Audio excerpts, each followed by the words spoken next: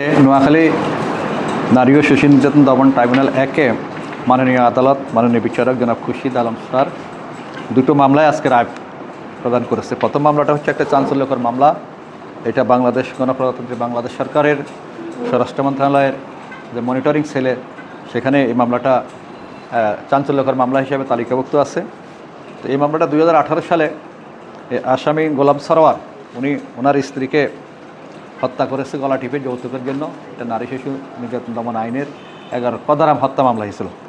তো দীর্ঘ এই মামলার তদন্তের পরে চার্জশিট প্রদান করেছে। চার্জশিটের পরে বিজ্ঞ আদালতে সাক্ষীদের উপস্থাপন করা হয়েছে।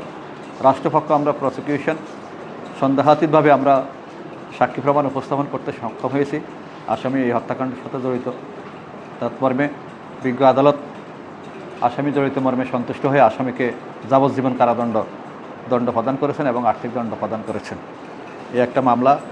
আর একটা অ্যানাদার মামলা, সেটাও এই নারী শিশু ট্রাইব্যুনাল 1-এর বিজ্ঞ বিচারক মহোদয় আজকে রায় প্রদান করেছেন। সে মামলাটা হইল নারী শিশু নির্যাতন মামলা 189/2020।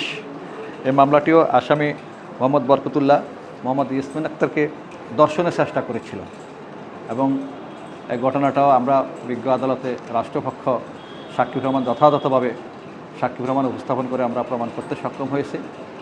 The case was proved beyond all reasonable doubt এবং বিজ্ঞ আদালত সন্তুষ্ট হয়ে এই মামলার আসামিকেও 7 বছর সশ্রম কারাদণ্ড প্রদান করেছেন এবং আর্থিক দণ্ড করেছেন।